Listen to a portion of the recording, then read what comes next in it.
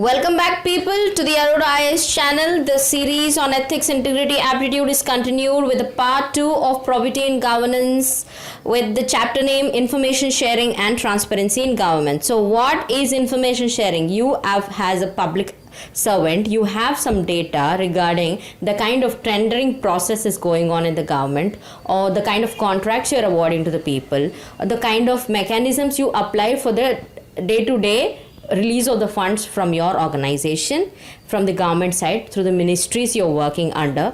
So that is the sharing where it has to be transparent. So the topic is inclusive, that information sharing as well as the transparency in governance. So what is a transparency? There is a quotation on the transparency which you can use it directly into your answers, like transparency is necessary for the public service delivery efficiency, effectiveness, as well as the information in the hands of citizens in a manner that they can claim their entitlements. When you give out that information that we are establishing the citizen charter in the collectorate building, so that way people will try to know that they have some entitlements or the rights in their hands to avail the services from the government, that ration cards will be distributed, or the Aadhaar cards or any other kind of PDS benefits have been given by the magistrate, district magistrate. Then when the information is passed on to the people, then people will come and avail these entitlements or the benefits. So this slide has been taken from another country's government, but the chart has got all the information that we need for this discussion, especially where there is transparency, competency and service oriented government, because they are using all the public data for the civil use. Like they put it in the domain, you can access it, you can apply to the birth certificates, you can apply to your mobility certificates, employment certificates. All these kinds of services are available with the government. So it tries to remove the barriers between the government and the people, so that people can access the resources and the information readily. And it is an integrated provision of providing the services. It is an integrated approach. Like suppose you go to this India portal website, you will have all the information regarding various acts and schemes and beneficiaries, or how you should be applying for your Kisan credit schemes and all that information at one place. So that is an integrated approach. That is what is the strategy of any government should be, and the world is changing towards this aspect. So let's see information sharing, especially at the beginning. It is nothing but you have to seek, you have to receive that information and circulate the information among the citizenry, because democratization of information is a need of the hour. People are wanting, they're demanding as a civil society, as a proactive civil society, they're asking for their rights and for making good decisions in the life. In the governance sector, this democratization of information is very much essential. Then an information driven society is always an empowered society that will have minimum procedural formalities, lots of paperwork, lots of running pillar to post around the government offices. We often hear it, and we ourselves have been kind of victimized in situations like you have to run for a certificate, like income certificate or any other kinds of documents that needs to be obtained from the government side. So that to reduce information driven society is very, very important. Citizens trust will also be improved, so that the economic, social and political lives of the people will be made much easier. And this, in framework of this, the information sharing capacity, we have various laws and other rights also, so that we can access information. And the very most important right to information act comes in the background of this, that information sharing through right to information act. Like you have the government has constructed some water treatment plant and in the area, so you have awarded the contract to some business person who is the relative of some politician of the local area. So if you as a citizen feel that there is something loophole in the contract awarding scheme, then what you will do, you will file the RTI case. So that is where the information dissemination happens, and the citizenry will get to know. In this way, the government's malpractices and the awarding of contracts or any other service delivery mechanism, when you come to know about the information and data in your hand, you will be able to have a say in the government. So this is a picture where it says you have, as a user, or you have some needs and the government is as a source providing some information.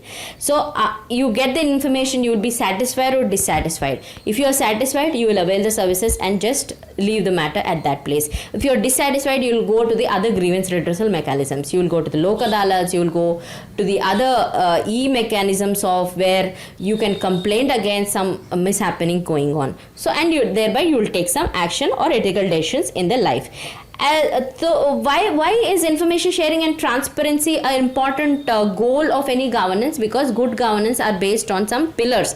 There are 9 pillars, like rule of law. It has to ensure all should be under the purview of the law. Effectiveness, efficiency, equity, inclusiveness, participation, accountability, no corruption, balance between the growth and distribution of the services. The growth of the government only happens when these developmental benefits are given to the people.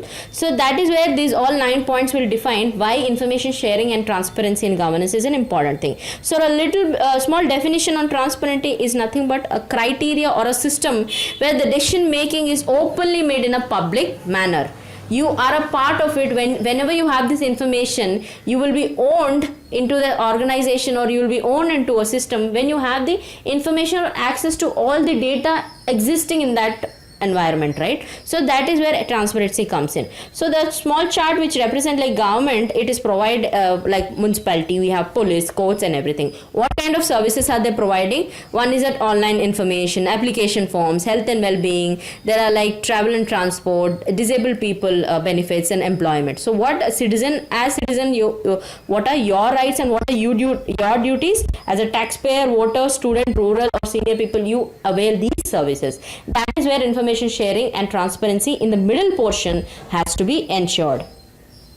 And there's another diagram where citizen-centric administration nowadays governance is more prone to by capacity building as well as increasing the connectivity between the government and the people, reducing these bureaucratic hurdles in between to ensure a greater transparency and more information on all the schemes, and the social well-being is ensured through this transparency principle. So what happens if you ensure some kind of a transparency in any governance?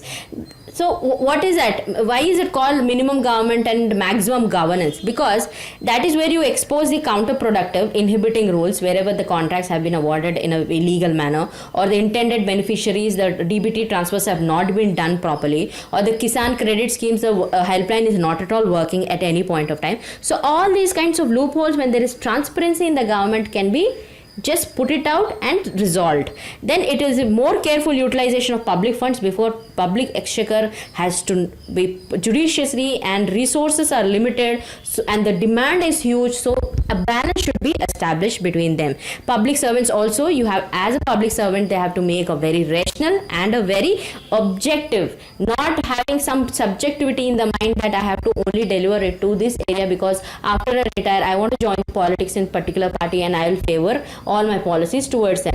No, that is subjectivity. Please don't go ahead with that kind of a notion. You have to be objective, nothing in the mind, rational decisions, and hold the public servants accountable for any kind of mishandling with money and wasting the time of the people. So there are some instruments that ensure this transparency is maintained in the governance. Example, ombudsman, then Lok Adalats, all these e-mobile courts, citizen charters, e-procurement schemes, then time-bound service delivery through RTI, free press, question hours, debates in the legislature. That is all is ensuring a transparency. When some opposition member goes and asks for a question towards the government in power, so that is where you tend to know that they are raising the issues and what kind of discussion and what has been done through their answers when they get the supplementary answers and questions are posed to it. So that is a mechanism where the information is being disseminated in an open manner. So what happened is in the selection, there are some examples which show that transparency is an important principle. Why? Because the transparency, the information sharing is not done properly. One example is that the selection of the beneficiaries of government scheme and how it is done, explicitly the public should be knowing it. That is where they can come and avail the services. If you say BPL families below 3 lakhs of income, only then these people who are earning per annum below 3 lakhs, they can come and avail the service. When you're not giving out the information and you're diverting the funds for any other mismanagement, then how can people come and avail these services? Then right to information is a next topic, in the major topic in fact in this portion, which comes in to say that it's a greater transparency vehicle to function to manage a function of the public agencies. So a case study was done by the PRIA. It says that information is not disseminated properly, was not available in 90% of the districts. In 12 states they have conducted some study. In that 90% of the districts don't have this information sharing, and half of the respondents, more than 50% felt that all the PIOs, like the information the disseminating officers who are appointed by the government at the central and state level are not at all cooperative in giving out the information whenever they are asking. And there is a clause in the RTI Act through this section 4 of self-disclosure, where self-disclosure is nothing but it is a mandatory, the provision that the poor and the downtrodden society, they are illiterate, they don't know the process of how to obtain and all that. So when this RTI is filed with a minimal amount of 5 rupees through the online mechanisms, so they have to, the self-disclosure has to come from the PIOs, which is not happening. It is mandatory, but they divert it because there are some exclusive or exemptions based on this RTI Act. So there are some criteria based on which the PIOs need not disclose any kind of information. So these are called the RTI rejections, majorly based on some clauses. Like section 8 says that it can be exempted on the basis of sovereignty to trade secrets. Section 11 says that confidential third party information cannot be disclosed through the RTI. 24 exempts based on the security and intelligence challenges. Then section 8 itself, clause 1J, says that for providing protection to the personal information of any individual, so I cannot give you an RTI information, I cannot disclose it. Then D clause says that trade secrets and intellectual property rights information I cannot give you. E clause says that it can a fiduciary relationship to protect such kind of information I cannot give it because of the larger public interest. So these are open-ended, dynamic, right? Any kind of application we put forward through the RTI, this can be rejected on these, based on these grounds, because it has not been explicitly mentioned like what comes under the public interest, what is the kind of fiduciary relationship are you talking about. So this is a major lacunae in this system. So let's begin discussion of RTI, like where does this come from, what is its genesis. RTI is like the genesis took place in the village in Rajasthan, where Mazdoori Shakti Sangathan, a citizen group, has formed. Several social activists came together to form the NCPRI, which is National Campaign for People's Right to Information, in 1996. These have prepared some draft kind of a bill kind of a thing that is known as Right to Information Law. So the government introduced this bill in 2002. And later it went on to become the Amendment Act, where through this bill passing in both the houses of parliament in 2005 it has become an act, and then the amendments had happened in 2013 as well as in 2019. Recently also there is a kind of an amendment going on that will be also doing it, because that is the only speciality of these lecture series, that the value addition is made at every other point wherever it is necessary. So the value addition comes here, where before going and knowing about the Right to Information Amendment Bill 2019, let's understand what is RTI altogether. RTI is nothing but you have these public authorities on one hand. You feel that there's something mishappening in the surroundings around you, or the kind of schemes you are enrolled into, you are not getting the money on time, or any other queries, like you want to know exactly what is going on there, then you can file an RTI with the respective ministry or the respective department. So what they'll do, they disclose all the functions and all the information. They have the powers and duties of officers and employees to appoint these PIOs. Then financial information, the intent is such that suo motu discloses, like self-declaration disclosures they have to make, like this has happened, this is the way the dispersal of funds for that scheme, proper contracts have been awarded, or all these things have to be disclosed with a minimum number of days. And if such information is not available, then citizen can have access to the right to request the information from the authorities through documents, files, or any electronic records also. The intent is only, the act has been, that is why promulgated, because it wanted to ensure the transparency and accountability in the governance structure. So who all are the public authorities? Public authorities are nothing but self-government established bodies. All the government bodies whichever comes under the government structure of the constitution are public bodies. And what the kind of structure through which these information is disseminated is through PIOs. We have central PIOs and we have the state PIOs also. So the information officers, okay. So the information officers, within 30 days of the request itself, they have to disclose the information. If suppose they are not satisfied, the person who is filing is not satisfied, he goes to the appellate authority, who is one hierarchy ahead of the PIOs. So the appeals in the appellate authority go to the state or the central information commissioners ahead if they're still not getting the proper information, or if they still feel that some of their rights have been violated. So now what is the bill 2019 saying about? Let's compare the provisions between the 2005 and 2019. You will very well understand how there is the toothless tiger or kind of an organization or the authority has been demeaning in the RTI Bill 2019. In 2005, he says that they say that in this provision, the chief information commissioners and all the state information commissioners have a period of 5 years. Well, now it says that in the bill, it says that it is on the central government's scrutiny that they will make this body according to their terms, which is like independency and transparency is totally lost. So what kind of a function or organization's values or goals it will establish? How can you expect that this RTI Act will effectively work if this kind of a provision based on the governance structure is totally influencing?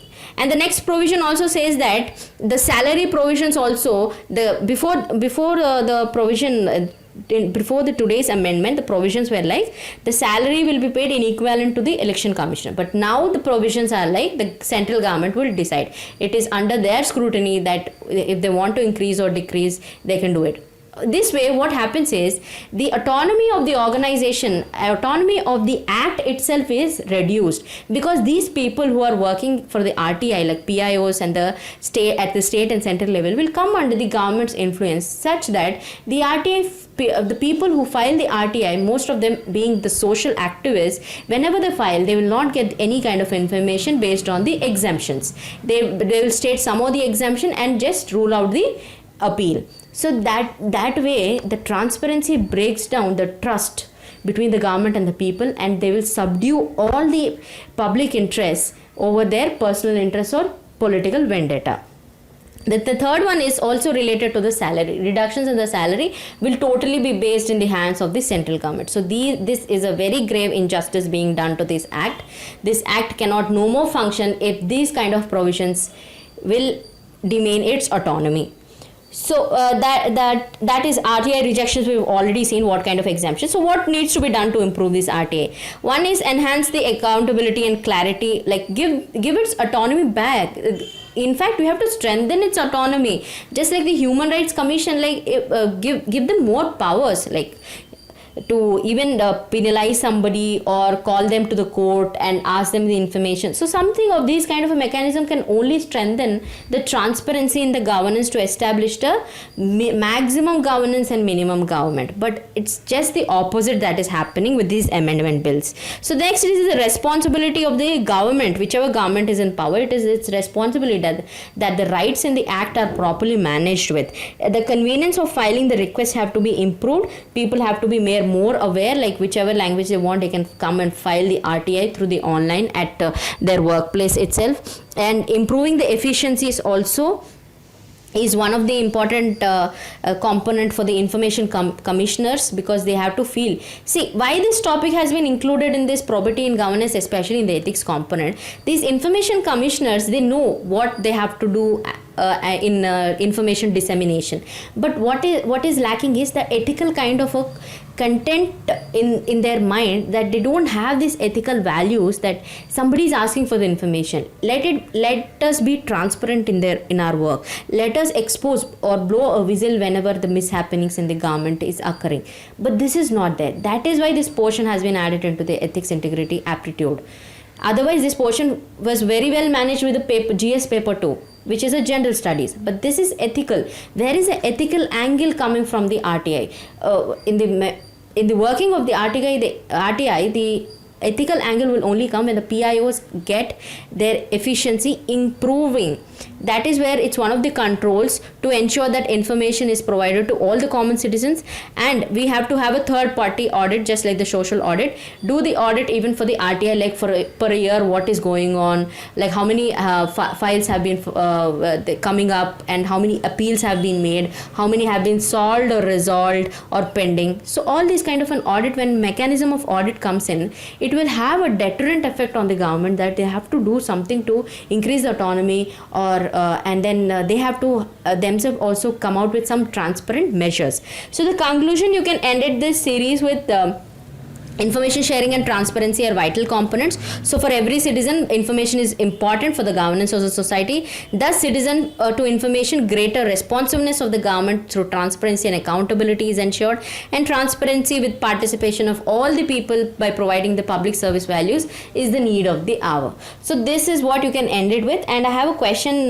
for answer writing session for you people. Like, first of all is explain the essentials of information sharing and citizen charter and public services, because this portion is mostly will be asked through some kind of a case study. There is a minimal chance that any kind of questions format where 250 word questions can come in your examination. So let's deal with a case study also. The case study says that there is this guy, Mr. Taneja. He is working as the PIO, information officer at the Ministry of Urban Development, and he receives an application through the RTI saying that there was this flyover construction. The contract has been awarded to a local businessman itself, where his superiors have taken some bribes and they have awarded the contract. But the flyover, since the flyover, the content or the kind of material used for the flyover was very of low quality, that is why the flyover just broke away or collapsed, leading to 2 laborers' death also. So when this comes to you, you have a dilemma or ethical dilemma that your mom is under cancer treatment at the hospital. You need lakhs of rupees for her treatment, where this businessman comes to you and says that you don't have to prepare any kind of analysis report on this. You just prepare it on my in favor of me. I'll give you all the amount of money. And on the other hand, superiors also pressurize him that don't disclose any kind of information, like bribe has been happening or corruption has happened in this project, and leave the laborers. It's okay, 2 laborers have died, so what does this it's not a big deal and all that. So in this kind of a situation, what kind of an options he has as a PIO, what kind of option he has, and which is the option he can choose it. So the model answer, you can just pause the video for a bit and then jot down some important points and then hear to the model answer. Then it would be much more effective, and it will value add your answer also. So the model answer will be that the first, understand the issue. What is the issue here? It is one is a professional integrity versus your well-being of the family, and then the another issue is the laborer's death. So laborer has needs to be justified, and the corruption on the other hand also needs to be blown out. So what kind of options I on my personal view, I have brought up these 4 issues. You on your own understanding or the experiences or the kind of knowledge system you have, you can also generate some 4 to 5 points easily, right? So the first thing I might be if I had been the Taneja ji, though I would be doing this, cooperate with the seniors and officials and manipulate the information. But what is a merit? Merit is that all the professional and social well-being, it will be very good, because the work culture will not be affected. You will have a good rapport with your seniors, as well as you will get the money for your mom also. And then the demerits would be what? Your integrity is totally compromised. There is no more professional integrity. Then there is RTI, dishonest officer you will become, and once the people will come to know, it will have a negative impact on your personal image also, right? So, and the laborers also, the death of the laborers are not justified. They didn't get justice or compensation, anything. And the work culture is obviously affected, because every time once you get used to the corruption, it's a addictive kind of a disease that it's a drug addiction, just like a drug addiction. The corruption is an addictive factor where it keeps on going for the long term gains. So next kind of action I would take is take leave and resign. What are you doing with this? What is a merit? You can escape easily, but there are more demerits, like you are derelicting your duty just because you cannot face the corruption, you cannot face the actual thing which is going on. As an officer, you always have this professional integrity where you have to come out and say that something bad is happening. And where is the empathy component inside you? If you are feeling something for the laborers, do justice through the system, like go and say it explicitly in the report that this has been happening and the laborers' death has happened because of the low quality materials were used in the flyovers, and that's the compensation is very much needed. Where is that thing? That thing is missing in this second option. Then the third option could be the best option, in fact, out of these three options, is furnish the correct info. Give out the correct info. With this, the merits would be like integrity is maintained, you have the satisfaction, and then work culture will be also better, because you will no more have this image of like corrupt free, guilt free person you can be, and justice to the laborers will be also done. But the demerits is that your superiors might make you face some kind of an action in future, like since you have complained against them, the work culture between you and your superiors might demean, and then your mom treatment who has to get a lot of money into the treatment is not done. So what do you do? For a long term and a short term perspective, give some suggestions. Just don't end it like this is the option I am going to use it. Just end it with a conclusion saying that Gandhiji always said that Satyamev Jayate is an important thing, but so truth alone triumphs. I'll borrow some money from my friends and take a loan through my job prospects only, and then get my mom treated. This way I'll have a kind of self-satisfaction that I've done honest, being integrity, showing the professional integrity, having the honesty towards the work and all these aspects. And then you can for the long-term perspective, you can always say that such kind of issues do not occur again and again. What you will do is you will try to persuade your seniors and people around you that what is going on, empathize them, that compassion towards people is a very good value, or you can form a group of like-mindedness at the work culture. Make sure that these kind of corruption doesn't happen at your workplace. So all in all, this is what you have to write in a case study. We have dealt with a very good case study through this concept of information and transparency. The next session would be just continuing. We'll complete the series. That's a promise from our side. So keep sharing, subscribing, and please do comment below as which all subjects you want us to deal with, so that can enhance your preparation mode. Thank you and Jai Hind.